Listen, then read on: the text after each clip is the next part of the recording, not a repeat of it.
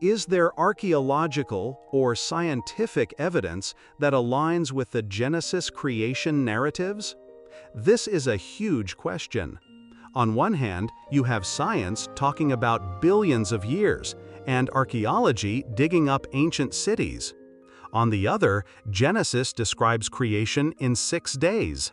It's easy to wonder, does the Bible conflict with modern discoveries? Should we read it symbolically or literally? This is a question that honest seekers, skeptics, and even believers ask, and it deserves a thoughtful, biblical answer. Let's start with some context. Archaeology mostly studies human history, tools, buildings, civilizations, which pop up in the record thousands of years ago, not billions. The creation of the entire cosmos, as described at the very beginning of Genesis, is simply outside the scope of what a shovel and a brush can uncover. Culturally, many ancient stories describe creation as a chaotic battle between gods. Genesis stands apart. It presents a single, all-powerful God who intentionally and systematically brings order out of nothing.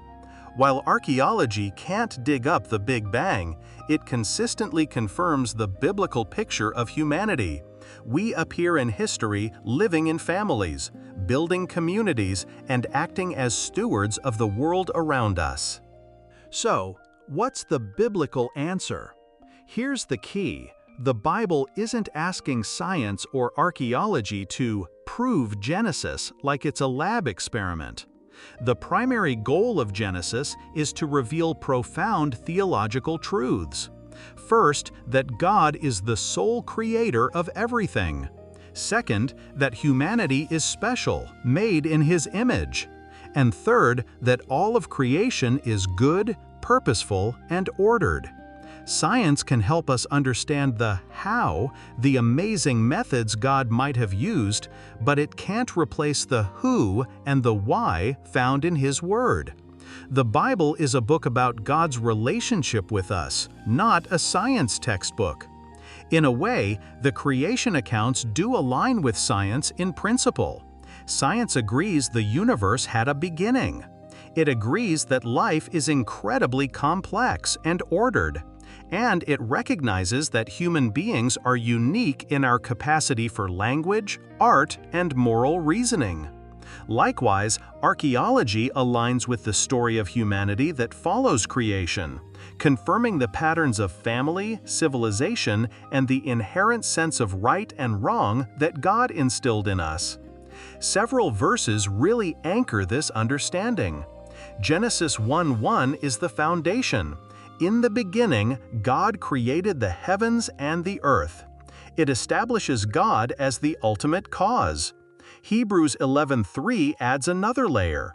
By faith, we understand that the universe was formed at God's command, so that what is seen was not made out of what was visible. This points to a creation that comes from beyond what we can physically measure or observe. It's a faith statement. Then you have Psalm 19:1, which says, "The heavens declare the glory of God. The skies proclaim the work of His hands." Nature itself is a testament to God's creative genius. And in the New Testament, Acts 17 reminds us that God not only made the world, but He continues to sustain all life. This shows us that creation isn't just a one-time event, but an ongoing reality. These verses ground our trust in God's revelation, not just in human discovery. This all leads to some powerful theological truths. It shows us that God is supremely powerful, creating everything from nothing. It teaches us that Scripture's main purpose is to communicate truth about our purpose and meaning, not just the mechanical details of the universe. It also reminds us that our human understanding of time and process is limited, but God's Word is unchanging and reliable.